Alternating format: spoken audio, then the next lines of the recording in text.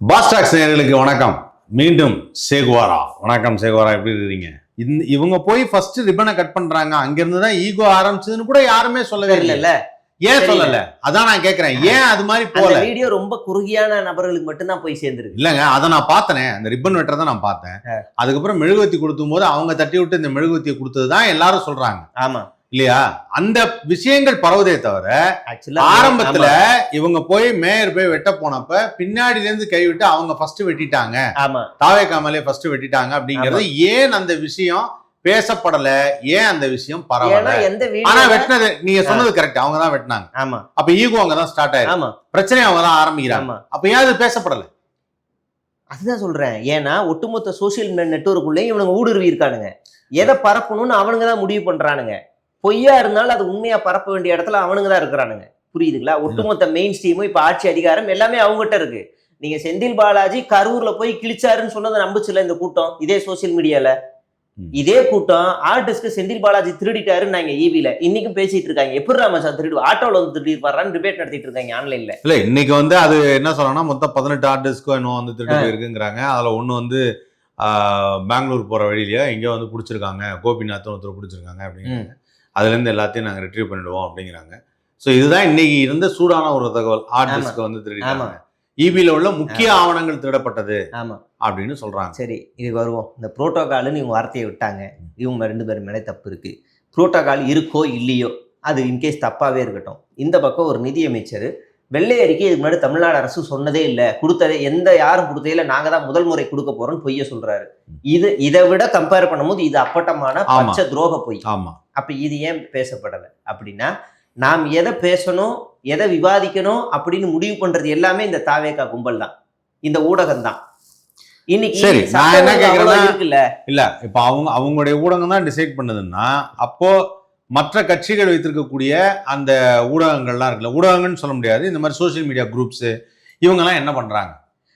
அவங்க எல்லாருமே கருத்தியலான போஸ்டுகளை போட ஆரம்பிப்பாங்க. எத்தனை நாளைக்கு அதை பண்ணுவாங்க? வேற அவங்களுக்கு அதுதாங்க தெரியும். அப்ப இவங்க மாதிரி ஃபேக் நியூஸ் போட சொல்லலாமா? நான் ஃபேக் நியூஸ்க்கு சொல்லுங்க. நான் என்ன கேக்குறேன்னா, ஒரு பக்கம் உங்களுக்கு எதிர்த்து வர்றது புலின்னு தெரியுது, சரியா? புலின்னு தெரிஞ்சா புலியை எப்படி எதிர்க்கணும் தானே தெரியணும்.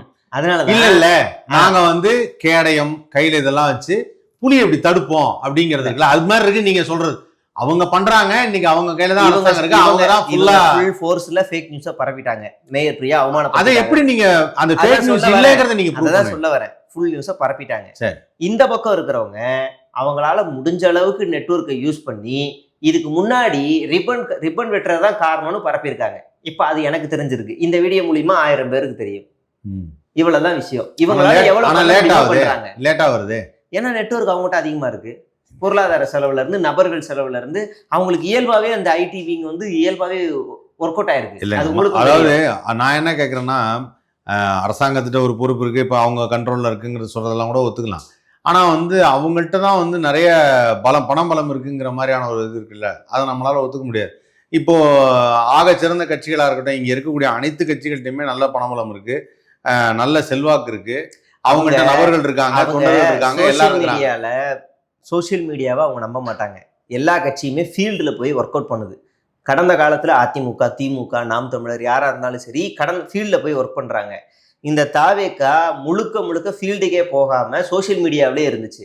இப்ப ஆட்சி அதிகாரத்துல இருக்காங்க, அதனால பணபலம் இருக்குன்னு நான் சொல்லல. ஆட்சி அதிகாரத்துக்கு வரதுக்கு முன்னாடியே விஜயோட வீட்டு கதவை மட்டும் பீல ஆரம்பிக்கிற ஒரு சேனல் 1 மணி நேரம் லைவ் போட்டிருக்காங்க. இன்னைக்கு அந்த ஃபுட்டேஜ் என்கிட்ட இருக்கு. 1 மணி நேரம் விஜயோட வீட்டு கதவை மட்டும் லைவ் போட்டிருக்கு. சும்மா போட வேண்டிய எந்த அவசியம் கிடையாது. ஒரு மெயின் ஸ்ட்ரீம் ஒரு வீட்டு கதவை லைவ் போட வேண்டிய எந்த அவசியமும் கிடையாது. வாங்க வேண்டியது வாங்கியிருக்கும். விஜய் ஸ்பீட் பிரேக்ல கார் ஏறி இறங்கினா கூட 10 லைவ் வரும், பின்னாடி அங்க இங்கன்னு. இப்ப இவங்க நெட்வொர்க் வச்சிருக்காங்களா இல்லையா? இப்ப இதே மாதிரி லைவ் உதயநிதிக்கோ, எடப்பாடிக்கோ, சீமானுக்கோ, இல்ல கமலஹாசனுக்கோ, இல்ல வேற யாருக்காவது இருந்துச்சா கடந்த காலத்துல? ஏன் இவருக்கு மட்டும் இருக்கு? அப்ப இது கட்டமைக்கப்படுது தானே. சரி, அப்ப இனிமே நீங்க ஏதாவது கட்டமைக்கிறதுக்கான வாய்ப்புகள் இருக்கா? அது அந்த கட்சியே தான் கேட்கணும், எனக்கு தெரியாது. ஒருவேளை இருந்தாலும் அந்த யுக்திகளை அவங்க சொல்ல மாட்டாங்க. சரி, இது ஒரு பக்கம் இருந்தாலும் இன்னைக்கு நடக்கக்கூடிய எல்லா விஷயமுமே டக்குன்னு மறைஞ்சிருது அப்படின்னு சொல்லலாம். சமீபத்தில் திருச்சியில் அவர் பேசுனது கூட பார்த்தீங்கன்னா, பெரிய லெவலில் எல்லாரும் பேசுனது சரியில்லைன்னு சொன்னாங்க. அங்கே அப்படி சொல்லிட்டு இருக்காங்க, அவ்வளோதான். ஆனால் இன்னைக்கு அடுத்த விஷயத்தை நோக்கி போயிட்டாங்க. இப்போ இன்னைக்கு காகிதம் இல்லத்தில் அவருடைய நினைவாக வந்து அவருக்கு போயிட்டு அஞ்சலி செலுத்தினது அதெல்லாம் வந்து போட்டிருக்காங்க இல்லையா, பிறந்தநாளா ஆமா பிறந்தநாள் இல்லையா, பிறந்தநாளுக்காக போய் வந்து செலிப்ரேட் பண்ணியிருக்காங்கன்னு சொல்லிட்டு அதை போட்டாங்க. விஷயங்கள் மாறிட்டே இருக்கு. இன்னைக்கு வந்து அமைச்சரவை கூட்டம் நினைக்கிறேன், அமைச்சரவை கூட்டம் முதல் முறையாக அப்படின்னு ஒன்று சொன்னாங்க. அது மாதிரி அந்த விஷயம் மறந்துடுது. திருச்சியில் என்ன பேசினாரு எப்படி பேசினாரு அப்படிங்கிறது மறந்தது. ஸோ அதெல்லாம் நீங்க எப்படி பாக்குறீங்க, எப்படி இதை என்ன பண்ண போறீங்க? ஒரு விஷயத்தை மறைக்க இன்னொரு விஷயம் டைலூட் ஆகும். இப்போ 2-3 நாளாக சட்ட ஒழுங்கு பிரச்சனை மிக மோசமாக இருந்துச்சு. தூத்துக்குடியில் ஒரு சிறுமி காணாமல் போய் 4 நாள் ஆச்சு. 12 வயசு பையனை 15 வயசு பையனை வெட்டி கொள்றாங்க. இப்படி மைனர்களுக்கு எதிராக குற்ற சம்பவங்களும் பெண்களுக்கு எதிரான குற்ற சம்பவங்களும் போதை பழக்கமும் அதிகமாயிருச்சு. இதுல முக்கியமான காரணம் என்னன்னா, தாவேகாவை சேர்ந்த முக்கிய நிர்வாகிகளே குற்ற சம்பவங்களில் ஈடுபடுறாங்க வித் ப்ரூஃப் ஆஃப் சிசிடிவி. அப்ப இவ்வளவு இருக்கு. அப்ப இதெல்லாம் டைலூட் பண்ணணும், ஃபிளாஷ் நியூஸை மாற்றணும் அப்படின்னா ஆர்டிஸ்க்கு காணும். அப்போ இன்னொரு பாலியல் வழக்கு வருதா, காலையில் ஒரு பொண்ணை வீட்டுக்குள்ளே போய் முன்னாள் காதல் நடிக்கிறானா, ஓகே இப்போ பாருங்க அமைச்சரவை கூட்டத்தில் இல்லை காகிதம் இல்லத்தில் துரோகினா கத்தி ஒரு பெரிய பரபரப்பு, ஓகே. இன்னொரு பிரச்சனை வருதா, அண்ணாமலை புதுக்கட்சி, இன்னொரு பிரச்சனை வருதா இது. அப்போ முழுக்க சட்ட ஒழுங்கு பிரச்சனையை திசை திருப்புறதுக்கு மாற்றுறதுக்கு இந்த எல்லா வேலையும் பண்ணக்கூடிய வேலையெல்லாம் ஆளும் வர்க்கம் செய்யும். இன்னைக்கு அதுதான் பண்றாங்க. இன்னைக்கு மட்டும் நடந்த குற்ற சம்பவங்களை எடுத்தோன்னு வச்சுக்கோங்களேன், நிறைய இருக்கு. நான் எல்லாத்தையும் பட்டியல் போட்டு எடுத்து வச்சிருக்கேன். இல்லை அது கூட நான் கேட்கணும்னு நினச்சேன். அதாவது என்னன்னா, உண்மையிலேயே கிரைம் இப்படி தான் நடக்குமா டெய்லி, இல்லை இப்போ தான் அது மாதிரி நடக்குதா? அதாவது டெய்லி ஒரு நியூஸ் வருதுன்னு வாங்கல்ல, ஒரு நியூஸ் வரும், பயங்கரமான ஒரு கிரைமாக இருக்கும், ஒரு அசம்பாவிதம், ஒரு 2-3 நாட்கள் அதை பற்றி நிறைய பேர் பேசுவாங்க. அப்புறம் அடுத்த ஏதாவது சம்பவம் இருந்தால் கூட ஓகே அப்படிங்களாம். நேற்று தான் ஒரு பயங்கரமான ஒரு சம்பவம் அப்படின்னு சொல்லி அந்த ஒரு மனைவியை நேராக போய் பார்த்த கணவன் அப்படின்னு சொல்லி அந்த சம்பவம் வந்து பயங்கர வைரலாக போச்சு. அவன் கள்ளக்காதலனோடு இருந்தான்னு சொல்லிட்டு ஒரு வைரலாக போச்சு. அதை நினச்சி மக்கள்லாம் ஃபீல் பண்ணிட்டு இருக்கும்போது இன்றைக்கி காலையில் ஒரு செய்தி வருது, பெரம்பூரில் வந்து ஒரு 35 வயது வாலிபரை வந்து துண்டு துண்டாக வெட்டி பெட்டியில் வச்சு அடைச்சி போட்டிருக்கிறாங்க அப்படின்னு சொல்லி ஒரு நியூஸ். உண்மையிலேயே இதெல்லாம் வந்து டெய்லி இப்படி தான் நடக்குதா கிரைமு, இல்லை இதுக்கு பின்னாடி நடக்கும் தனிப்பட்ட முறை காரணங்கள் பல இருக்கும். இப்போ இந்த பொண்ணை வந்து கத்தியால் குத்தி கிழிச்சிட்டாங்க, இதுக்கு வந்து விஜய் காரணம் சொல்ல முடியுமா? சொல்ல முடியாது. அரசாங்க காரணம், காவல்துறை காரணம் சொல்ல முடியும்? கண்டிப்பா சொல்ல முடியாது. அப்படி சொல்ல முடியாது. அது அவங்க 2 பேருக்குள்ள நடந்த பிரச்சனை. இந்த ஃபுட்டேஜை முதல்ல வெளியிட்டது தாவேகாவை சேர்ந்த ஒரு பொண்ணு, விஜயோட ரசிகர், டிபி வச்சு போடுது. கீழே போய் கமெண்ட்ல பார்த்தா உனக்கெல்லாம் என்னடி அவ்வளோக்கு இதுவா அப்படி இப்படின்னு அசிங்கமா பயங்கரமாக திட்டி வச்சிருக்காங்க. இப்போ என் ஃப்ரெண்டு ஒரு பையன் இருக்கான், அவனுக்கு வந்து கல்யாணமாகி 2 குழந்தை இருக்கு. ஆனாலும் அவன் வந்து மனைவியை விட்டுட்டு இன்னொரு பொண்ணு கூட கல்யாண வீட்டுக்கும் சாவுக்கும் போயிட்டு இருக்கான். புரியுதுங்களா? இப்போ அந்த பையனை என்னன்னு திட்டுவீங்க? என் ஃப்ரெண்டை என்னடா அப்படின்னா திட்டுவீங்களா? திட்டுவாங்க, கண்டிப்பாக திட்டுவாங்க. திட்டுவீங்க, ஆனால் திட்டமாட்டான். ஆனால் அது பதிலாக அவனை வந்து மைனரு, அவன் வந்து மச்சங்காரன், அவனுக்கு செம்மையா இருக்குடா அப்படி தானே பேசுவோம். இல்லை அப்படி கிடையாது. நம்ம வந்து அதை எப்படி அப்படி சொல்ல முடியாது, அது அந்த காலங்கள்லாம் முடிஞ்சு போச்சு. இப்போ திட்டுறாங்கல்ல. ஒரு மெயின் ஸ்ட்ரீமே பல பெண்களை ஆசை வலையில் வீழ்த்திய காதல் மன்னன் கண்ணன். இவன் காதல் மன்னனா இவன்? இப்போ சொல்லுங்க. ஒரு செயின் அப்படிதான் சொல்லும். மெயின் ஸ்ட்ரீம் ஊடகமே அவனை அப்படிதான் போர்ட்ரேட் பண்ணுது. இதே ஒரு இப்போ அந்த பொண்ணு பத்தின செய்தி வந்துச்சுன்னு வைங்களேன், பார்ப்பதற்கு அலங்கோலமாக ஆடை அணிந்திருப்பவள் தான் அனிதா என்ற அட்ராசிட்டி குயின் அப்படின்னுவான். 2த்துக்கும் செய்தி பாருங்க, அவ்வளவுதான். ஒரு ஏற்ற இறக்கங்கள் இருக்கு, ஆண்னா வேற மாதிரி பெண்ணா வேற மாதிரி. ஆமா, அப்ப என்ன செய்ய முடியும் சொல்லுங்க? அப்ப அப்படியே கம் டு நீங்க பெரம்பூர் இதுக்கு வருவோம். இப்போ பெரம்பூர் ரயில்வே ஸ்டேஷன்ல வந்ததுனால அது தமிழ்நாடு கவர்மெண்ட்டுக்குள்ள வராது, சென்ட்ரல் கவர்மெண்ட்டுக்குள்ள போயிடும். என்னங்க சொல்றீங்க? பெரம்பூர் ரயில்வே ஸ்டேஷன்ல பாடி இருந்திருக்கு, அப்ப அது சென்ட்ரல் கவர்மெண்ட், ரயில்வே போலீஸா அதை விசாரிக்கணும். அது எப்படி தமிழ்நாடு கவர்மெண்ட்டுக்குள்ள வரும்? கோடம்பாக்கம் ரயில்வே ஸ்டேஷன், ஆமா, அது சென்ட்ரல் போலீஸ் தான் வரும். தமிழ்நாடு போலீஸ் அதை எடுக்காது, சென்ட்ரல் போலீஸ் தான் விசாரிக்கும். Railway police sorry, railway police, CRPF. ஆமா, அவங்க தான் விசாரிக்கணும்.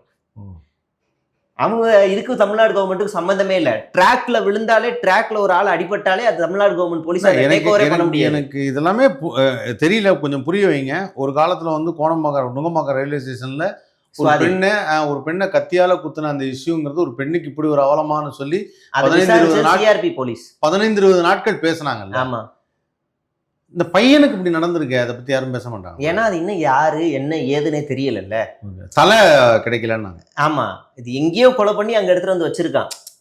எங்கேயோ கொலை பண்ணி சூட்கேஸில் போட்டு அங்கே வச்சுருக்கான். அவன் வண்டியில் ட்ரெயினில் ஏற்றி எங்கேயாவது போகும்போது தூக்கி போட்டு போகலான்னு வந்தானா, இல்லை அங்கே தான் வச்சு ரயில்வே போலீஸில் மாட்டி விடணும்னு வந்தானா, அவன் நோக்கம் என்னன்னே தெரியாது. இந்த கோணலில் பல கோணங்களில் விசாரிப்பாங்க. ஆனால் சுவாதிக்கு நடந்தது என்னன்னா, அந்த பொண்ணு வேலைக்கு போகும்போது நின்றுட்டு இருக்கும் போது நடந்த சம்பவம். அதனால அது ரயில்வே போலீஸ் தான் விசாரிக்கும். நீங்கள் ட்ரெயின்லேருந்து தெரியாமல் கீழே விழுந்தா கூட ரயில்வே போலீஸ் தான் வரும். அப்படிதான் அது வரும். அதனால இந்த இஷ்யூஸ் இருக்கு. இப்ப தமிழ்நாடு முழுவதும் தனிப்பட்ட முறையில் அங்கங்க குற்ற சம்பவங்கள் நடக்கும். இப்ப நாம அரசை எங்க கேள்வி கேட்போம் அப்படின்னா, ரொம்ப நியாயமான இருப்பேன். நடந்தாலே விஜய் தான் காரணம்னு சொல்ல மாட்டேன். கடந்த ஆட்சியில இவங்க சொன்னாங்கல்ல ஸ்டாலின், அப்படிலாம் சொல்ல மாட்டேன். சம்பவம் நடந்துருச்சு, குற்றவாளியை எப்ப கைது பண்ணுவீங்க? யார் அவனை தப்பிக்க விட்டது? அவனை ஏன் கொலை வழக்கை எப்படி அட்டெம்ப்ட் ஆஃப் மர்டர்னு போடுவீங்க, இல்லை எப்படி மாத்துவீங்க? இப்படி ஏதாவது மாறுச்சுன்னா இப்படிதான் கேள்வி கேட்போம். இதுதான் கேள்வி கேட்க வேண்டிய எத்திக்ஸ். இதை தான் நாங்கள் கேள்வி கேட்போம். ஆனால் கடந்த ஆட்சியில் என்ன நடந்துச்சு? எங்கேயாவது ரோடு டயர் வெடிச்சா கூட ஸ்டாலின் தான் ஓவராக காத்தடிச்சுப்பார் வண்டிக்கு, அதனால தான் கவர்மெண்ட் பஸ் காத்தடிச்சு வெடிச்சிருச்சு. இப்படியே போர்ட்ரேட் பண்ணி தான் ஒரு கான்ஸ்பிரசி தியரியை உருவாக்கிட்டாங்க. என்ன நடந்தாலும் அதுக்கு இவங்களா தான் இருக்கும் அப்படின்னு நம்ப வைக்கக்கூடிய ஒரு கான்ஸ்பிரசி தியரியை உருவாக்கிட்டாங்க. அது இன்னைக்கு வரைக்கும் அது ஒர்க் அவுட் ஆகிட்டு இருக்கு. அதனால தான் இங்கே ஏதாவது ஒரு சம்பவம் வெடிக்கும் போது டக்குன்னு டைல்யூட் பண்ணி மாற்றுறது. இன்னைக்கு எம்பி சீட் வரைக்கும் அது நகர்ந்துருக்குன்னா, இந்த பக்கம் பாலியல் குற்றங்களும் கஞ்சா புழக்கமும் எல்லாமே காலியாக இருக்கு. ஒரு பாலியல் குற்றம் கஞ்சா பழக்கம்னு சொல்லும்போது இதில் இன்னொரு விஷயம் நான் என்ன யோசிக்கிறேன்னா, என்னுடைய தனிப்பட்ட இதில் இதை அரசியலாக பார்ப்பதை விட ஒரு மனிதாபிமானத்தோட பார்த்தோன்னா, ஒரு 10 வயசு குழந்தை அப்படிங்கிறதும், இப்போ நேற்று அந்த இஷ்யூவில் வரும்போது சின்ன பையன் பயமாக இருக்குப்பா அப்படின்னு சொல்கிறதும், இதெல்லாம் பார்க்கும்போது ரொம்ப மனசுக்கு ரொம்ப ஒரு ஹெவியாக இருக்குன்னு சொல்ல வச்சுக்கோங்களேன். பயங்கர ஹெவியாக இருக்குது. இதை மக்கள் அந்த பார்வைக்கே வரமாட்டேங்கிறாங்களே. நடந்த உடனே இந்த சம்பவத்துக்கு காரணம் இவங்க தான், அவங்க சூழ்ச்சி தான், இவங்க சூழ்ச்சி தான் திரைப்படத்தில் பேசுகிற டைலாக். அவன் வீட்டுக்குள்ள ரத்தக்கரை வராத வரைக்கும் அவன் கிசு பேசிக்கிட்டு தான் இருப்பான்.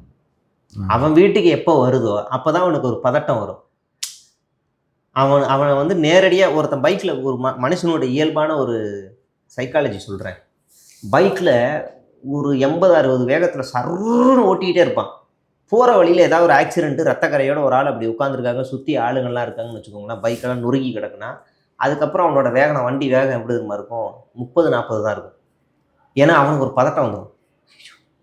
ரத்தம், நம்மளும் இதே மாதிரி ஆயிடுவோமோ, நம்ம ரேட்டை யார் ஃபோன் பண்ணுவா, எந்த ஆஸ்பத்திரி போவோம், இந்த இடத்துல விழுந்தா எந்த ஆஸ்பத்திரி போவோம், ஆம்புலன்ஸ் வருமா, வெயிலாக இருக்கு, அப்படியே அவன் மண்டைக்குள்ள 1000 சிந்தனைகள் ஓட ஆரம்பிச்சிடும். அவன் நேரடியாக அந்த சம்பவங்களை பார்க்காத வரைக்கும், அது பெண்ணோ ஆணோ யாரா இருந்தாலும் சரி, நேரடியாக பார்க்காத வரைக்கும் அவன் நிறைய எழுதிக்கிட்டே இருப்பான். அதே ஆக்சிடென்ட் அவன் ஃபோனில் பார்த்துருந்தான்னு வச்சுக்கோங்களேன், சிசிடிவியில் அடிப்படுறதையே பார்த்தா கூட அவன் மறுபடியும் பார்ப்பான். பா என்னம்மா மோதுறான்டா, ஐயோ இவன் மேலே தப்பா அவன் மேலே தப்பா, அவனே கணக்கு போட்டு மார்க்கெல்லாம் போட்டுக்கிட்டு இருப்பான். அவன் நேரடியாக பார்த்து உணரும் போது அவன் திருந்துவான். இதுதான் உலகம். கஷ்டம்தான். அப்போ இது மாறாது, இது இப்படிதான் இருக்குங்கிறீங்க. ஆமா, இது என்ன எத்தனை காலத்துக்கு இந்த மாதிரி அடிக்கடி டெய்லி பிரச்சனை? குற்ற சம்பவங்களை தடுக்கணும் அப்படின்னா காவல்துறையால ஒரு 50% முயற்சி எடுத்து தடுக்க முடியும். ரோந்து படைகளை அதிகப்படுத்தணும்.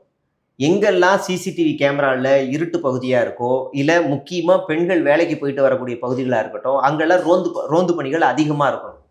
முக்கியமாக பஸ் ஸ்டாண்டுகளில் இரவு நேரங்களில் மக்கள் நடமாடக்கூடிய இடங்கள்னு மார்க் பண்ண தெரியும். அவங்களுக்கு தெரியும் ஒவ்வொரு அவங்க மாவட்டமாக, அவங்க போலீஸோட கணக்குப்படி மாவட்டம்ன்றது வேற. சென்னையவே அவங்க 10-15 மாவட்டமாக கூட வச்சுருப்பாங்க.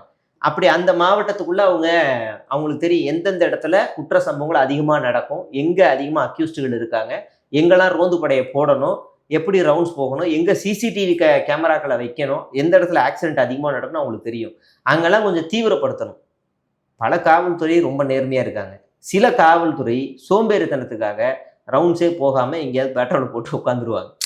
அப்படியும் நடக்குது. சில காவல்துறை பெட்ரோலை போட்டு போய் நின்று, ஏன்பா இங்கே நிற்கிறீங்க, என்னாச்சு, என்ன வேணுமா, டீ சாப்பிட்றீங்களா, சரி சாப்பிட்டு சீக்கிரம் கிளம்புங்க அப்படின்னு அக்கறையோட பேசி அனுப்புகிற காவல்துறை நிறைய இருக்குது. அப்போ இந்த போலீஸ் ஃபோர்ஸ் இது இப்படி தான் பண்ண முடியும். வீட்டுக்கு ஒரு போலீஸ் எல்லாம் போட்டாலாம் கூட குற்ற சம்பவங்கள் நடக்காது. நாளைக்கு போலீஸுக்கும் வீட்டுக்காரனுக்கே சண்டை போலீஸே போட்டுருவாங்க நம்ம ஆளுங்க. அதுவும் நடக்கும். இவன் என்னைய பார்த்துக்கிட்டே இருக்கான், பாதுகாப்பு வந்தவன் போ, அதுவும் நடக்கும். அதனால குற்ற சம்பவங்கள் யதார்த்தமாகி போயிடுச்சு. அது தனிப்பட்ட காரணங்கள், சொத்து பிரச்சனை, வாய்க்கா தகராறு, எதுவாக கூட வரலாம்.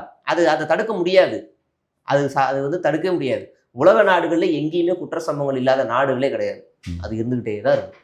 அப்போ அதை கண்ட்ரோல் பண்ணால் சில இந்த மாதிரியான ப்ரொசீஜர்ஸ் எல்லாம் அவங்களுக்கு தான் இன்னும் ஐடியாலஜிக்கலாக தெரியும், அவங்க தான் அதை பண்ண முடியும். சிறப்பு, பரவாயில்ல. அப்போ இது நீங்கள் ஒரு தீர்வாகவே சொல்லியிருக்கீங்க. தனி ஒரு மனிதனின் ஒழுக்கமும் காவல்துறை அதிகாரிகளும் வந்து கடினமான உழைப்பில் இருக்காங்க. ஆமாம். பட் தனி மனித ஒழுக்கம் வந்து ரொம்ப தேவைப்படுது இங்கே. ஆமாம், அவங்க தான் அதை சரி செய்யணும். ஆமாம், அதில் எதுவும் மாற்றமும் கிடையாது. Fine, okay. ஸோ இது வரைக்கும் வந்து எங்கள்கிட்ட நிறைய விஷயங்கள் வந்து பகிர்ந்துக்கிட்டீங்க. தற்போதைய ஆட்சி பற்றியும் நடக்கின்ற அந்த சட்ட சீர்கேடுகளை பற்றியும் நிறையா வந்து சொன்னீங்க. நன்றி. நன்றி.